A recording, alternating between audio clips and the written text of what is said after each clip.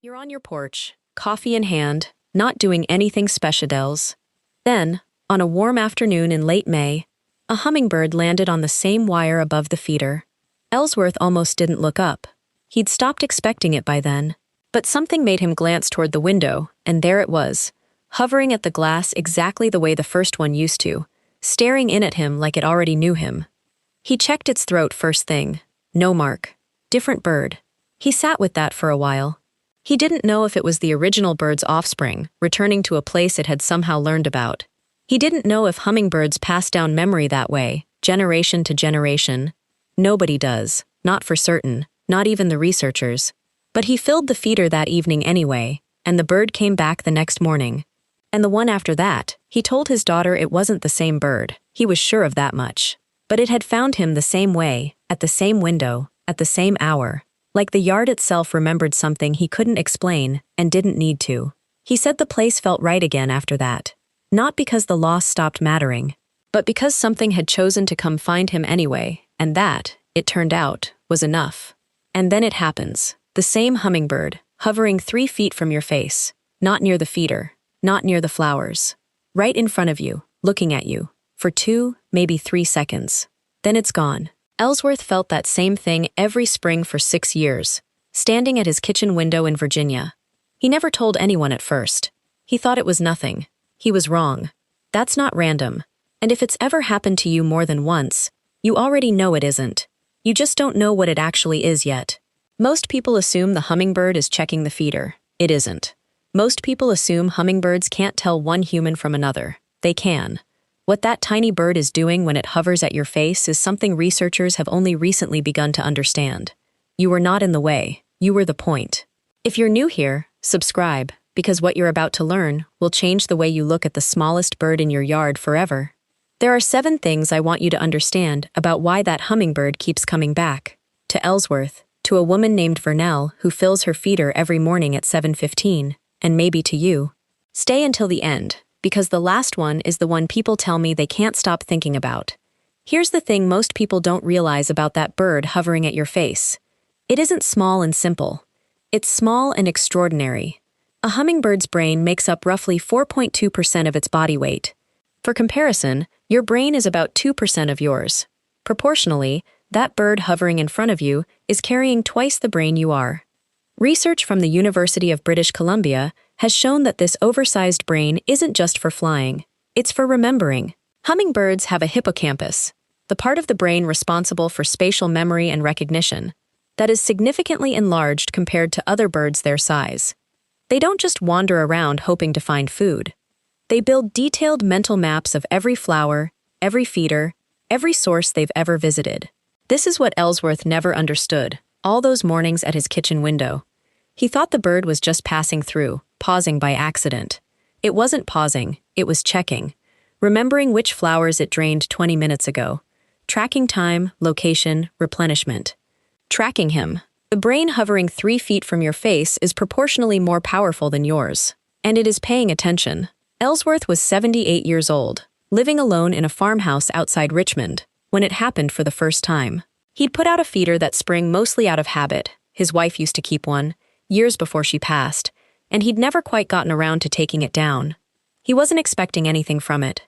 He was washing a coffee cup at the kitchen sink one April morning when he looked up, and there it was, hovering on the other side of the glass. Not at the feeder hanging 6 feet away, at the window, at him. He stood there, cup in hand, water still running, and the bird just held its position, wings a blur, looking in at him for what felt like a long time, but was probably 3 seconds. Then it dropped down to the feeder, drank, and left. He didn't think much of it that first day. Birds do strange things. But it came back the next morning, and the next. Always the window first, always him first, the feeder second. By the second week, he found himself finishing his coffee a little slower, waiting to see if it would show up. He didn't know yet that he'd just met the same bird for the next 6 years of his life. Here's the part that makes people look at their yard differently. If you fill your feeder at roughly the same time every day, the hummingbirds in your yard know your schedule. Not approximately, precisely. Research published in Current Biology has documented that hummingbirds can track the timing of food availability at specific locations with an accuracy measured in minutes. In controlled studies, rufous hummingbirds returned to feeding stations within 10 minutes of the scheduled refill, even after the feeder had sat empty for hours. They aren't checking randomly, they're arriving on schedule. Your schedule. Vernell, a woman outside Portland, fills her feeder every morning at 7:15 before she leaves for work. She told me the same hummingbird arrives now at 7:10, 5 minutes early, every single morning. It sits on the wire above the feeder and waits for her to walk outside. She said she used to think she was imagining it until she started timing it on purpose. She wasn't imagining anything. The bird learned her routine and adjusted its own life around it. It shows up before she does because it already knows she's coming. Try it yourself. Fill your feeder at the same time for 2 weeks straight. Then one morning, be late. Watch what's waiting for you when you finally step outside. But what comes next is something most people don't expect. Hummingbirds don't just recognize locations and schedules. They recognize individual humans. Not by scent, not by clothing, by face. Research from the University of St. Andrews on avian facial recognition has shown that several bird species can distinguish between individual human faces, and hummingbirds, with their oversized brains and sharp visual processing, are among them. A bird that's been fed by the same person for weeks has learned to associate that specific face, that specific shape and movement, with safety. Ellsworth noticed it without knowing what he was noticing. When his daughter came to visit that first summer and stood at the same window, the bird wouldn't approach. It watched from the fence line instead, cautious, keeping its distance. When his neighbor walked over to borrow a ladder and paused near the feeder, the bird disappeared entirely until the man left. But the moment Ellsworth stepped back into view, it came straight to the glass, like nothing had happened. He mentioned it once to his daughter, half joking. She didn't laugh. She'd seen it too. That trust wasn't given to everyone who walked into that yard. It was specific, it was earned, and it belonged to him. Think about what that actually means. Many hummingbird species, including the ruby-throated hummingbird, the most common species in eastern North America, migrate between 1,500 and 2,000 miles each way. Some cross the Gulf of Mexico in a single non-stop flight, over 500 miles of open water with nowhere to land, nowhere to rest, nowhere to turn back. Research from the Hummingbird Monitoring Network has documented that individual birds return to the same yards, the same feeders, sometimes the same exact perch, year after year. Ellsworth's yard wasn't a random stop on some larger route. It was a destination. That bird spent 18 to 20 hours flying non-stop across the Gulf, burning nearly half its body weight in fuel just to survive the crossing. And when it finally reached the other side, exhausted, weighing less than a nickel, it didn't drift toward the nearest patch of flowers. It pointed itself at one farmhouse outside Richmond, not the property next door, not the park down the road, that window, that feeder. Using a memory it had carried across an entire continent and an ocean and back again, the bird weighed less than a quarter. And somehow, it remembered his address. Ellsworth used to joke that the bird had a better sense of direction than he did. He wasn't wrong, and here is where it gets personal. A hummingbird's wings beat between 50 and 80 times per second. Its heart beats over 1,200 times per minute during flight. It can fly forward, backward, upside down, and hover in place with a precision no human-built drone has ever fully matched. But here's what matters for you, and for Ellsworth, standing at that window every morning. When a hummingbird hovers in front of your face, it's making a choice. It has the ability to be anywhere. It can fly 30 miles an hour in any direction. It can vanish in a fraction of a second. And it's choosing, instead, to stay right there, in front of you, for 2 or 3 seconds that cost more than almost anything else it does all day. Research from the University of California, Berkeley, on hummingbird flight mechanics has shown that hovering is the most energetically expensive form of flight in the animal kingdom. It burns more calories per second than any other movement any creature makes.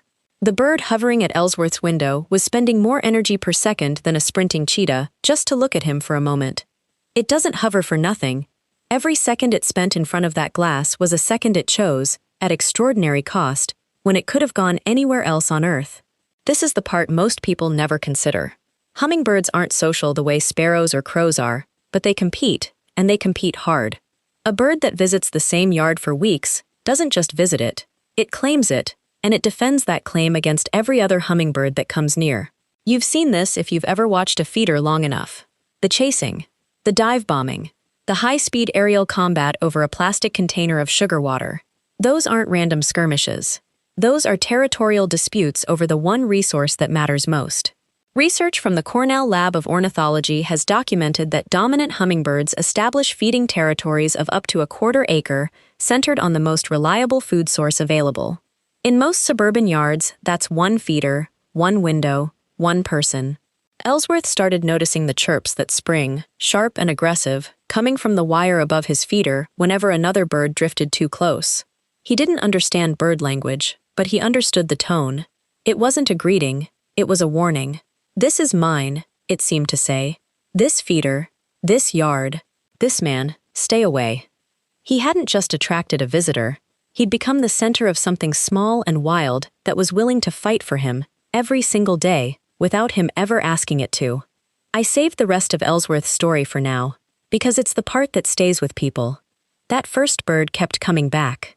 Spring after spring, for 6 years, the same hummingbird found its way to that kitchen window.